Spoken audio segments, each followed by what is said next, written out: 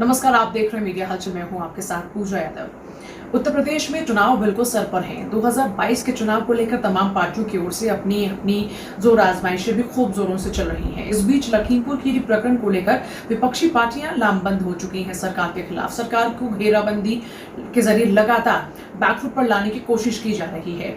इसी बीच लखीमपुर खीरी प्रकरण के दौरान में आप लगातार देख रहे हैं, प्रियंका गांधी से लेकर राहुल गांधी, अखिलेश यादव तक सबकी गिरफ्तारियां तक हो रही हैं और तमाम नेता लखीमपुर खीरी पहुंचने के लिए प्रयास करते नजर आए।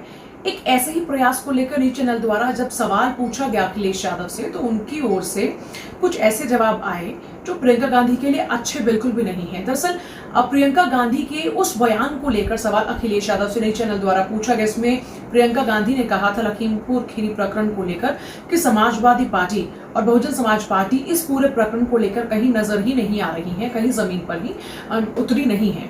इसी सवाल को लेकर अखिलेश यादव दरअसल भड़क गए और अखिलेश यादव ने प्रियंका गांधी के इस बयान को लेकर जवाब देते हुए साफ तौर पर कहा कि सबसे ज्यादा संघर्ष तो समाजवादी पार्टी ने ही किया है। लेकिन प्रियंका गांधी को ये कहां से दिखेगा, क्योंकि वो तो कमरे में बंद थे। कमरे में बंद होने के कारण उन्हें हमारा संघर्ष दिखा नहीं होगा। लेकिन हकीकत तो ये है कि समाजवादी पार्टी ने सबसे ज्यादा संघर्ष किया है।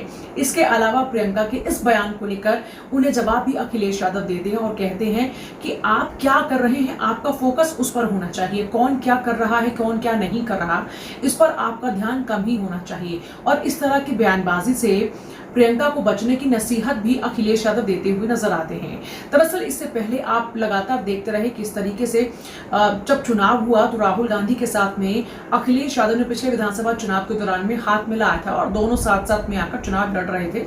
लेकिन अखिलेश यादव की इस कोशिश के नतीजे उनके लिए सिफर ही रहे और कांग्रेस के साथ में हाथ मिलाना उनकी बहुत बड़ी गलती रही। ऐसे में अब जब प्रियंका इस तरह की बयानबाजी देती है तो उसे लेकर अखिलेश यादव ने अपना रुख भी स्पष्ट कर दिया।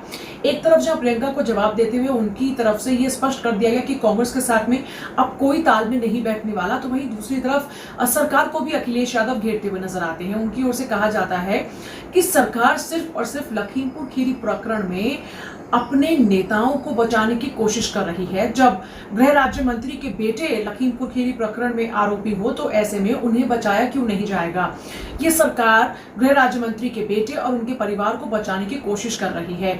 ये कहते हुए अखिलेश यादव ने न सिर्फ सरकार की घेराबंदी की, वहीं दूसरी तरफ जब उनसे सवाल पूछा गया कि क्या इस बार विधानसभा चुनाव के दौरान में कांग्रेस के साथ में गठबंधन के कुछ चांसेस हैं, तो अखिलेश यादव ने स्पष्ट तौर पर यह कह दिया कि हम कोई गठबंधन कांग्रेस के साथ में नहीं करने जा रहे हैं। उनकी तरफ से यह भी साफ तौर पर कह दिया गया कि ना तो उनकी कोई बातचीत हुई है और ना ही वो भी कोई बातचीत आगे करने वाले हैं।